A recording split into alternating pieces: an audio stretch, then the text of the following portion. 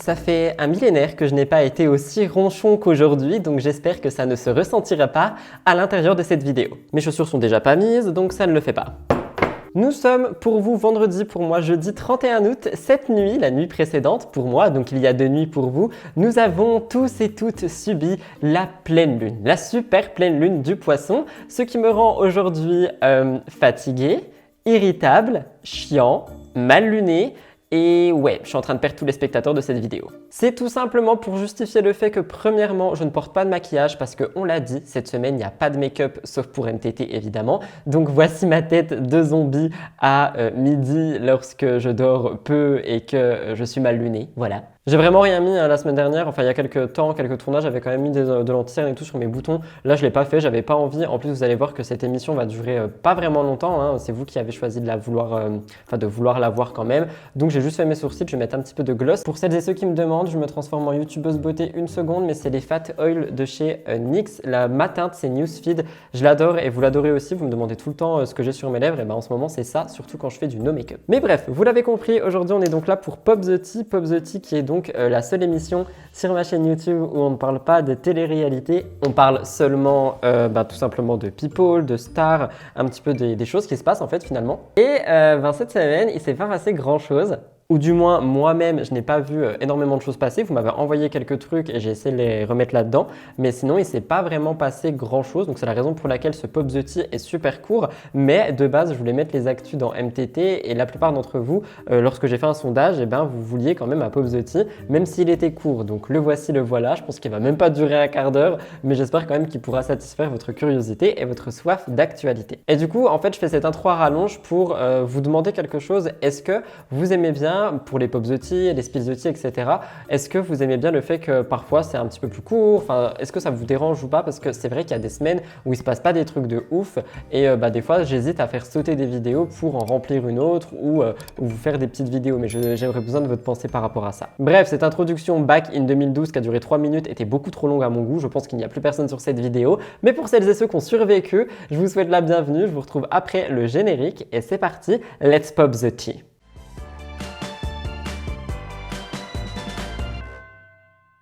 Je commence par quelque chose dont on a déjà parlé avec une personne différente il y a quelques semaines, mais cette fois-ci on parle de la chanteuse Adele parce qu'elle s'est un petit peu énervée sur la sécurité lors d'un concert. En fait, Adele est une chanteuse qui veut que, comme beaucoup de chanteuses finalement et de chanteurs, que ses fans, les personnes qui viennent la voir, admirent vraiment le travail, qu'ils passent un bon moment et qu'ils soient en toute sécurité.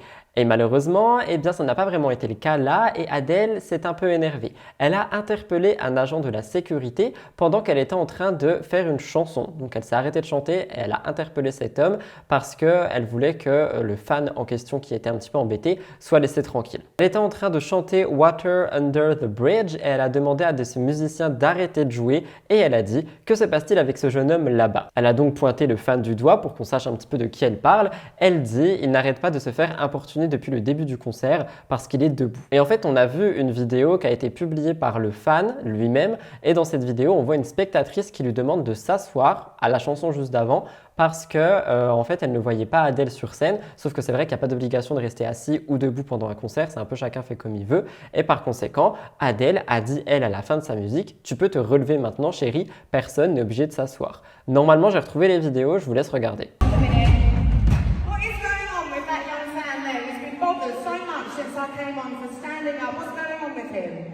Yes, you with your hand up. Yes, you. Put your hand up. You. No, you. Yes, you with a stick in your hand. Yes, him. What are you doing? Why are you bothering him? Can you leave him alone, please? Yes. Leave him alone. They won't bother you again, my darling. Yes. Do you enjoy the show? Yes. Leave him alone. Yes, please. Sorry, guys. You've been bothered the whole show by security and other people sitting behind you. And he seems to have fun, all right? All of you. Yes.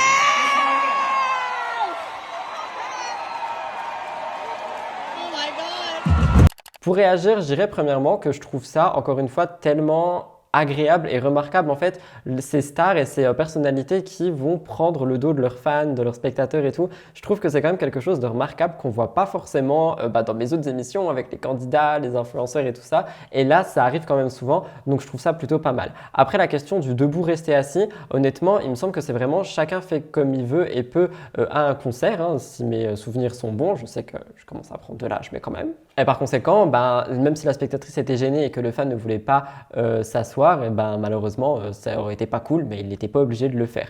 Quoi qu'il en soit, un agent de la sécurité retourne le voir parce que lui, il était un petit peu choqué. En fait, Adèle vient de lui parler, Adèle vient de prendre sa défense, donc il était un petit peu sous le choc. Et l'agent de la sécurité arrive et demande encore une fois à ce fan de se calmer. Parce qu'il était en train de chanter, il était vraiment, il vivait l'émotion quoi. Et en fait, là aussi, on n'a aucune interdiction de chanter à un concert, bien au contraire. Donc, encore une fois, Adèle a réagi parce qu'elle écoutait toute la scène, elle regardait tout ce qui se passait, elle a redemandé d'arrêter et elle a reparlé à cet agent de la sécurité. Elle a dit « Pourquoi vous le dérangez? Laissez-le tranquille ». La scène se calme et Adèle prend le micro et elle parle à tout le monde. Elle dit « Désolé tout le monde, mais il s'est fait déranger tout le concert par la sécurité et les gens derrière lui. Il s'amuse juste, vous devriez tous vous amuser ». Elle a aussi fait un signe de la main avec un bisou en direction de ce fan et c'est vrai que du coup c'est assez remarquable et que de son côté c'est cool pour lui, il va pas du tout oublier ce moment, c'était vraiment incroyable. Mais moi ce que j'ai envie de pointer quand même c'est que Adèle a raison, enfin on est dans un concert, c'est pour s'amuser et ce pauvre jeune homme s'est que fait embêter tout le long parce que justement il s'amusait et je trouve ça triste. Mais encore une fois c'est vrai que ça montre à quel point il y a des stars et des pop stars qui ont vraiment envie juste que leurs fans s'amusent et je trouve ça remarquable. Vous me direz ce que vous en pensez. Taylor Swift, aka ma chanteuse préférée depuis quelques années, est vraiment au top level de tout. Actuellement, elle est à sa 6e tournée mondiale qui s'appelle The Era, je crois que c'est The Eras Tour et c'est un petit peu une tournée qui fait parler et qui n'est pas encore terminée. On rappelle que Taylor Swift a maintenant 33 ans et qu'elle est devenue une star vraiment planétaire. D'ailleurs, elle est devenue la première femme à enregistrer 100 millions d'auditeurs par mois, enfin du moins sur un mois, par la plateforme Spotify. C'est énorme.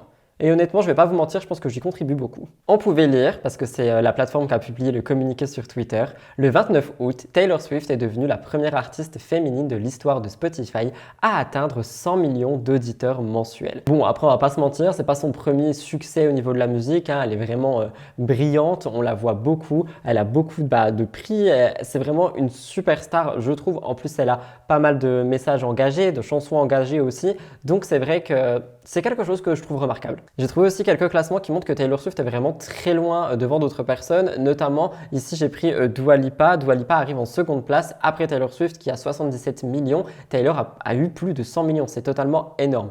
Elle a dit d'ailleurs sur Instagram pour parler de sa tournée, je terminerai là-dessus, après des années à rêver de jouer à Mexico, je viens d'avoir droit à 4 concerts parmi les plus inoubliables, grâce aux fans les plus beaux et les plus généreux. Je suis tellement reconnaissante pour les souvenirs que nous créons ensemble lors de toute cette tournée. Je vous aime. Et c'est vrai que je pense que quand tu es un artiste et que tu es en train de vivre une tournée, que ce soit pour de la musique, du cinéma ou peu importe, et que vraiment tu rencontres ton public au fur et à mesure et pendant une période indéterminée, je pense que ça doit vraiment resserrer un lien de fou entre l'artiste et son public. Taylor Swift, elle le partage et je trouve ça assez beau parce que du coup, les spectateurs, les fans peuvent recevoir son amour également sous cette forme, mais c'est vrai que c'est pas tout le temps le cas et moi j'aime beaucoup ces pop stars qui sont transparentes, qui parlent avec le cœur et c'est un petit peu ce que Taylor Swift fait et je pense que c'est peut-être pour ça aussi que j'accroche beaucoup. Quoi qu'il en soit, je rappelle pour les intéressés qu'elle est en France en mai et en juin 2024 et que encore une fois, juste pour réagir au total, bravo, c'est une star planétaire de ouf et j'adore vraiment la plupart des choses qu'elle fait, pour ne pas dire 95%. Qu'en pensez-vous ? Toute petite actualité, mais je voulais quand même en parler, il s'agit de Ariana Grande. D'ailleurs, j'ai vu, il y a l'un d'entre vous qui m'a dit sur Instagram, j'ai pas fouiné pour ça, j'avoue, qu'elle allait faire son retour musical. Si c'est le cas, bravo, parce que j'attends que ça. Mais à côté de ça, elle a encore une fois rendu un petit hommage à Mac Miller et je voulais vous expliquer. En fait, Ariana a fêté ses 10 ans de Yours Truly, qui était son premier album studio qui est sorti en 2013. Et dedans, pour ceux qui se rappellent et qui l'écoutaient à ce moment-là ou qui l'ont écouté et appris après, elle a collaboré avec Mac Miller, son ex-compagnon, qui malheureusement est décédé en 2018 suite à une overdose. Je crois que j'en ai déjà parlé plusieurs fois, mais il y a le YouTuber Seb Lafrite qui a fait une énorme vidéo sur Mac Miller. Il aborde pas mal la relation qu'il a eue avec Ariana Grande, mais aussi sa triste destinée finalement et tout ce qui s'est passé. Je vous la conseille vraiment, c'est une vidéo qui est super complète. J'ai pas pour habitude de regarder le travail de Seb, sauf quand ça m'intéresse. Mac Miller, pour le coup, cette vidéo, elle m'intéressait pas trop, mais quand je l'ai vue, j'ai cliqué dessus et au final, j'ai tellement été intéressé par le contenu, les recherches et aussi finalement l'histoire de Mac Miller que je ne connaissais pas du tout. Et du coup, si jamais ça vous intéresse, n'hésitez pas à aller voir ça. Quoi qu'il en soit, elle lui a rendu plusieurs fois hommage, hein, on en avait déjà vu plusieurs, et elle avait notamment commencé au mois de mars avec un message d'amour. Elle avait dévoilé une nouvelle version du morceau The Way qui était un featuring avec lui. En fait, c'était un titre qu'elle avait rejoué et en fin de vidéo, elle avait quand même écrit noir sur blanc pour que ça soit visible, feat Mac Miller, histoire que ça rende hommage encore une fois. Et bien, à l'occasion de l'anniversaire de son album, il y a quelque temps, le 25 août, elle a sorti du merch en fait. Vous savez, des vêtements, des vinyles, des goodies, plein de choses dans le genre. Et il y a eu une réédition de cet album qui est aussi disponible sur les plateformes. Et pour elle, c'était une manière encore une fois de refaire passer le message d'un hommage, etc. Et sur Instagram notamment, elle écrit « Joyeux 10 ans à ce projet qui a changé ma vie. Merci du plus profond de mon cœur d'écouter et de grandir avec moi à chaque étape. » Et honnêtement, moi je trouve que Ariana Grande, un peu comme Taylor, que ce que j'ai dit, je trouve que c'est des gens qui sont assez transparents, qui se mettent beaucoup à nu et qui te font transmettre vraiment des émotions. Et pour moi, ce sont les meilleurs artistes. Donc c'est pour ça, c'était super court, mais je voulais quand même le mettre là. Qu'en pensez-vous? Je termine avec la grosse bête de Pop The Tea qui revient sur Drag Race France. Vous le savez certainement, Drag Race France a été une émission qui a bouleversé tout le monde l'année dernière lors de la saison 1. J'ai failli m'étouffer, il me faut du café. En plus, il va encore devenir froid. Vous savez qu'à chaque fois que je tourne, je me dis ouais, je bois entre les parties et tout. Jamais, mon café est toujours posé. Je sors de tournage, je suis là en mode waouh, j'ai trop soif. Et en fait, il est gelé.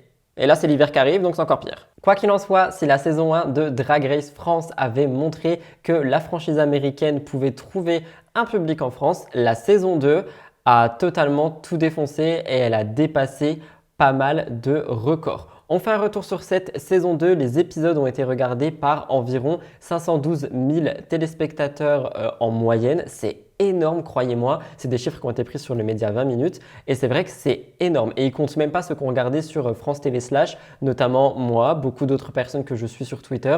Donc, j'imagine même pas le nombre d'audience totale. Et c'est vrai qu'on peut voir le succès d'une émission de ce style avec le nombre de téléspectateurs qui regardent. Mais Drag Race France a aussi une autre spécificité, c'est les invités.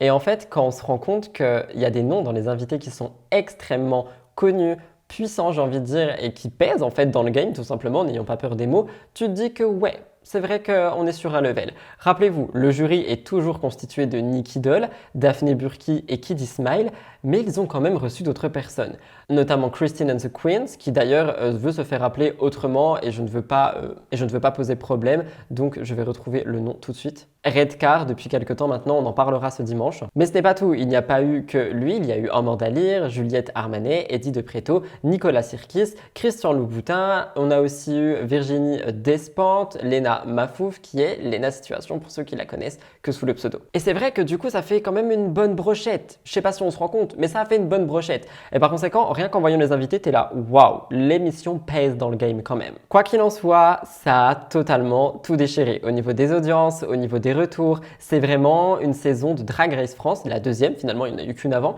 qui a totalement tout explosé. La boîte de production, Endemol, a par conséquent lancé une boutique de produits dérivés, donc de merch, comme ce que je peux vous parler il y a quelques minutes, en ligne. Ça a été ouvert le 1er juillet. Il y a des t-shirts, des mugs, des goodies, il y a pas mal de choses avec des mots qu'on peut retrouver comme légendaire, je diverge, vraiment des choses qu'on retrouve dans Drag Race. Et honnêtement, je trouve que c'est bien pensé. À côté de ça, la première tournée de Drag Race France Live s'est vendue à guichet fermé. Et il y a des nouvelles dates qui ont été rajoutées, hein, je ne sais pas si vous étiez au courant, mais pour la saison 2, elles monteront sur scène dès septembre 2023, donc ça arrive. Je ne sais pas s'il y a des gens qui vont regarder les tournées, etc. Moi personnellement avec Elliot et moi on aimerait beaucoup, mais avec tout le travail, les animaux et tout, c'est assez compliqué, mais c'est vrai que j'aimerais bien les voir en live. Mais sachez qu'il n'y a pas qu'en France que cette saison a tout démonté, étant donné qu'à l'international, eh bien, c'était quelque chose qui a, selon les autres boîtes de production, vraiment explosé en fait. Au point où elle a été diffusée la saison sur World of Wonder, qui est la boîte de production américaine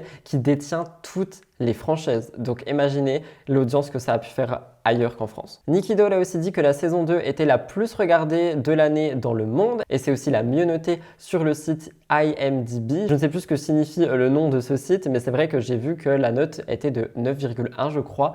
Et c'est totalement remarquable. Et il y a un autre truc qui a fait que cette saison, elle a pas mal fonctionné aussi. Et ceci, c'était par rapport aux téléspectateurs. En fait, l'année dernière, vraiment, la plupart de la France découvrait du coup Drag Race France, etc. Et cette année, il y a eu pas mal de petits événements finalement à la diffusion des épisodes où les Français se rejoignaient dans des bars, des restaurants, etc. pour faire des viewing parties. Donc en gros, c'est vraiment juste, ils sont plusieurs personnes qui regardent l'épisode ensemble, etc. Ils réagissent, ça crée des bons moments et on est vraiment passé de tout seul devant sa télé dans son canapé à plusieurs personnes qui vont regarder ensemble, qui vont se rencontrer, qui vont discuter autour de Drag Race et tout. Et c'est vrai que c'est aussi quelque chose qui n'était pas vu l'année dernière et qui montre que cette émission a vraiment un avenir en France. Je termine pour vous parler de cette finale sans parler de la candidate qui a gagné, mais il est vrai qu'il y a quelque chose que j'avais pas vu venir, c'est que la finale en fait elle a été pré-filmée. Moi je pensais que c'était un vrai live, mais pas du tout. Elle a été pré-filmée et anecdote, ils ont filmé plusieurs fins pour vraiment qu'il n'y ait aucune fuite. Je trouve ça plutôt ingénieux encore une fois. Il faut savoir que les places pour assister à cette finale étaient limitées à 2800 personnes qui ont été tirées au sort alors qu'il y avait plus de 40 000 inscrits qui voulaient participer à cette finale. Quoi qu'il en soit, la saison 2 de Drag Race France a vraiment émerveillé tout le monde.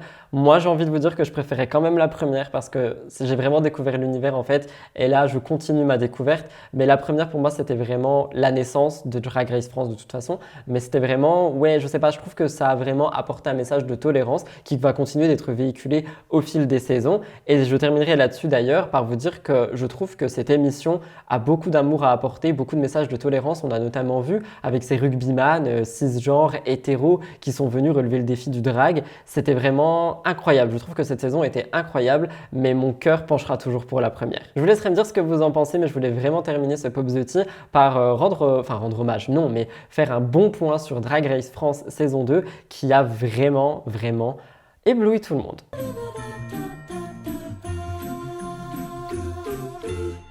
Voilà tout le monde pour le Pop The Tea de cette semaine. J'espère sincèrement qu'il aura pu vous intéresser et vous plaire malgré le fait qu'ils doivent à peine durer 13-14 minutes. J'espère qu'il a pu vous intéresser. Si c'est le cas et que vous voulez me soutenir, n'oubliez vraiment pas de liker, commenter et vous abonner juste en dessous. Ça aide vraiment pour l'algorithme. Avec la rentrée, il y a le retour de beaucoup de gens. Donc les petites chaînes passent un petit peu inaperçues. Commentez en masse. N'hésitez pas à commenter plusieurs fois. Vous pouvez aussi liker les vidéos comme je vous l'ai dit ou tout simplement vous abonner à la chaîne si c'est toujours pas fait. Et si tout est fait, n'hésitez pas à partager les vidéos sur Instagram, en me taguant, sur Twitter, etc. Je suis actif partout, je regarde tout, je reposte tout et je discute avec vous. Et moi, personnellement, ça m'aide aussi à faire découvrir mon travail. Je remercie du fond du cœur les personnes qui le feront. Et pour les autres, je vous embrasse et je vous dis à dimanche pour Mix The Tea. Merci de m'avoir écouté jusqu'ici et c'est que du love. Et j'espère que mon look no make-up ne vous a pas fait peur.